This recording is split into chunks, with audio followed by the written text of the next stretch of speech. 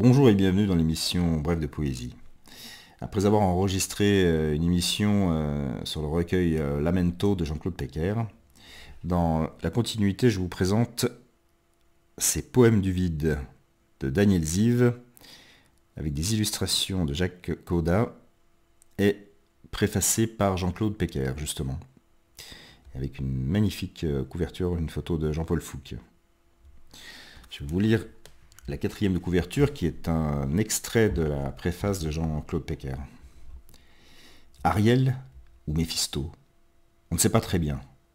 En filigrane de ces textes, on rencontre toutes les horreurs, des nuits glacées d'Auschwitz aux misères du trottoir, mais aussi la tendresse d'un beau jour.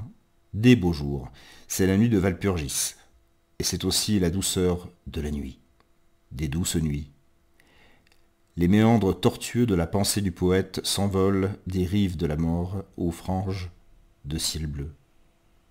Les poètes aimés s'élancent entre les pages, l'ami André Verdet surtout, qui avait émergé de la nuit des camps, blessé, mais rayonnant d'une joie vivante, ouvert vers toutes les étoiles du ciel, vers toutes beautés humaines aussi. C'est à Verdet qu'il dédie la seconde partie de ses textes, les poèmes de l'impasse du voulu monde, qui est presque un art poétique.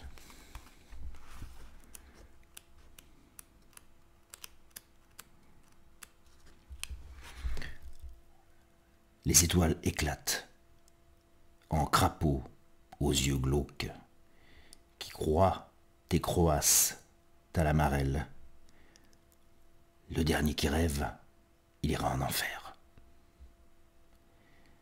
Dans les rires hystériques, l'écho répond, mécanique, l'écho répond, métallique. Seule au milieu de la scène, surgit une poupée démantelée qui lui sourit et s'anime. Les rires clairs, repart, automate, mécanique. Aujourd'hui le savon est gratuit, il n'y a pas de cheminée, des débris. Le rire n'est qu'un rêve, tout retombe, le satin, la musique, prairie, silence, se pose délicat.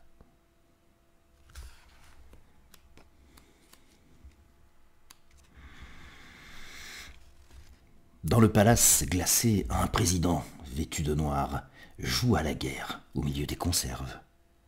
C'est un vieux monsieur qui va sur ses 300 ans. Sa peau et lézardée sont intransparents. Au fond des coffres-forts, il garde prisonniers des bijoux en or et des enfants égorgés, des opposants torturés, avec des jambes en moins ou des langues, des viscères et des jambons fumés, des foie gras, des bonbons, des mains coupées. C'est un vieux monsieur qui a peur de la mort et du mal, peur de son ombre. Il aime la musique et les oiseaux, comme les cailles au raisin.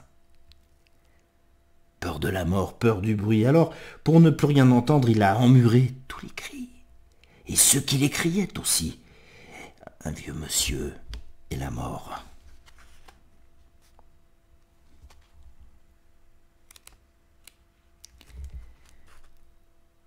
Tout est déjà si bien rêvé, si mal aussi. Tu es ça, ça et ça. Et ton regard comme une... Et ton regard qui... Et tes yeux et tes lèvres et ton âme et ton futur cadavre. Et je t'aime. Et tu m'aimes. Et on s'aime. Les mots sont des peines. Et que tu sois unique ne change rien au monde.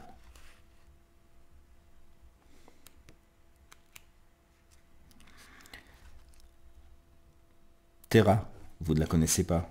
Elle était si belle, tu vois, que même à la brigade des stupes, les flics avaient des égards, lui offraient pastis et cigarettes, entre deux poèmes d'amour avec shooteuse, qui riment avec enfance malheureuse.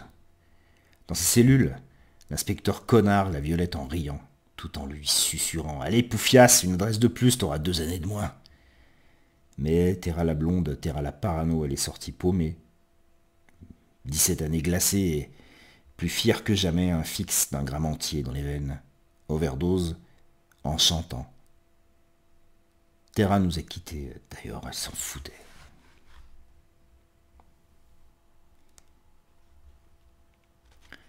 Pour Leonard Cohen. L'inconnu n'est nulle part. Elle attend dans la brume. Un jour, elle viendra. L'inconnu n'existe pas. Très bientôt, sur un quai de gare, tu la rencontreras. Vous vous en lasserez en riant de cela, des autres. L'inconnu patientait pour t'accorder dans un air de guitare. L'inconnu attendait une simple chanson, le fond d'un miroir.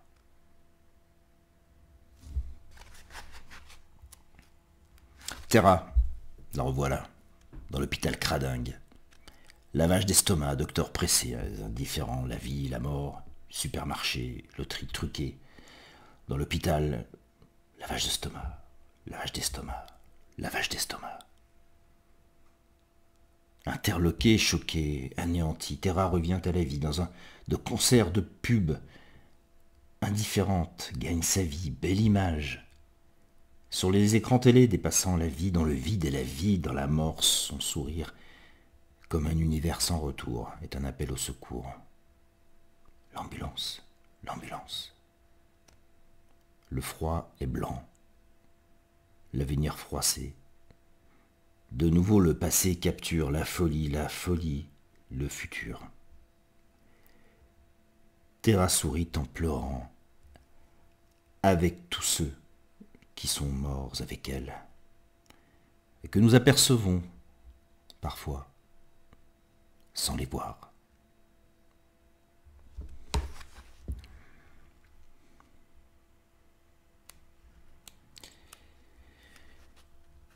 Vos étoiles ne racontent rien.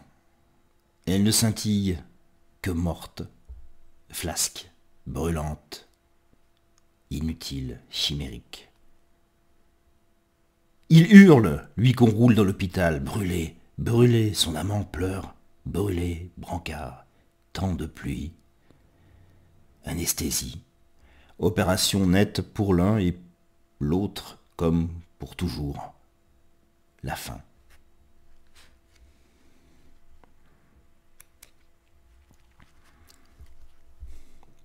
Dans tes yeux, le transfert, aiguillage, wagons à bestiaux, mais la vie. Rêver une lame de rasoir, regarder le désespoir en face, et le sang qui se vide, et le corps qui se vide, et le corps qui se vide.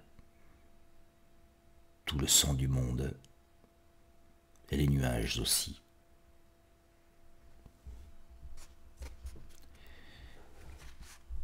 Au loin, sur un périphérique, un automobiliste pressé, bourré de cartes, de crédits et d'alcool, se paye une mort inattendue, dans un rocambolesque carambolage, entrefilet pour boucher, dans les journaux du soir que lisent les travailleurs fatigués. Au loin, une ménagère prépare le dîner pour son mari qui ne devrait plus tarder, mais voilà, le temps s'espace, de silence en cadavre. Les raviolis refroidissent. Téléphone. Un automobiliste pressé, trop pressé.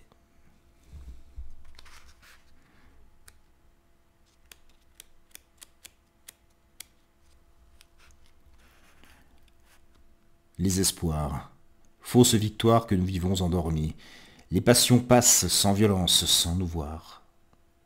Des ombres sourient froidement, sans existence. Nous rêvons d'un enfant, il court en riant pour le plaisir de rire, simplement. Puis souffle la poussière des rides glaciales et mortes des étoiles que nous avons fatiguées à trop rêver, étreindre, entreprendre.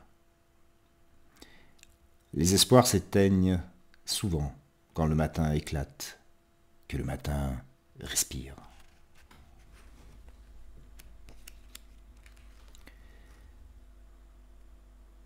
L'oubli enfoui dans la terre, la vie amère dans le vide.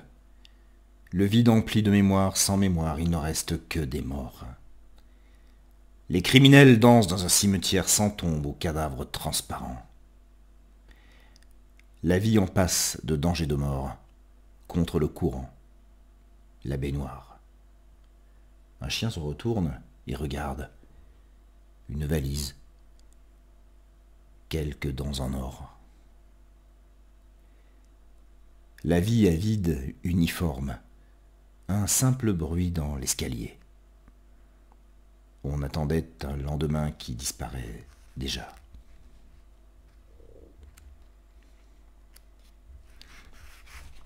Pour André Verdet. Transfert marchandises. Aiguillage à Auschwitz. Encore moitié humain, ne sachant pas encore le lendemain, les jours qui suivent. Les corps qui ne sont plus que des carcasses qu'on transforme dans une douche sans douche. Les dents en or et parfois les cheveux en réchappent quand on n'a pas le temps d'aller chez le coiffeur. Quand les surhommes sont trop pressés. En général, les cheveux partent en fumée, visage sacrifié. Transfert, aiguillage. La surprise est totale, mais lequel d'entre vous aurait pu imaginer? On ne croyait pas. Ceux qui échappaient, miracle, revenaient au monde. Certains pourtant savaient, mais ils gardaient leur secret. Des millions de corps qui partaient en fumée, cela valait-il vraiment la peine d'en parler? Voilà, des illustrations de Jacques Coda.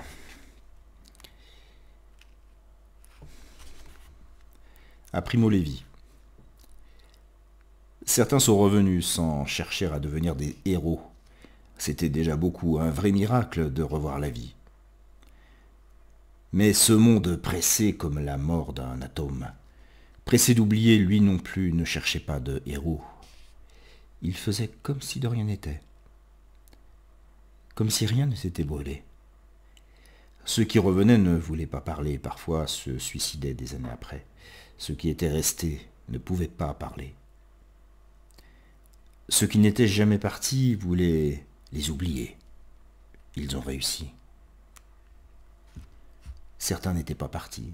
Ils ont fait croire au monde entier indifférent que ces camps étaient inventés. De la fumée aux yeux, aussi désarticulés que des pantins dans une cheminée.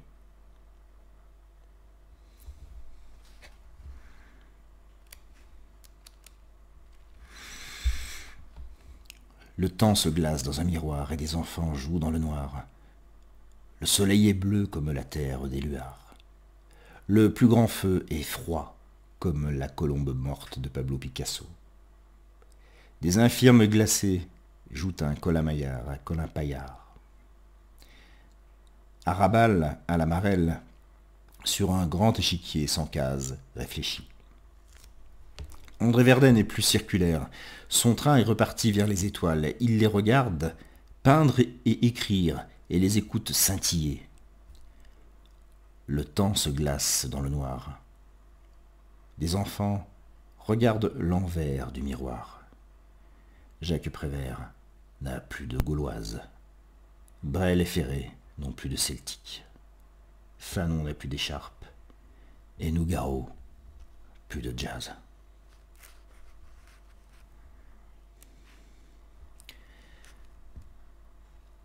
Et pour terminer, quand je ne serai plus là, ce qui me manquera le plus, ce qui me manquera le plus, en dehors de toi, ce sont tous les rêves que j'ai pu avoir et qui disparaissaient au réveil.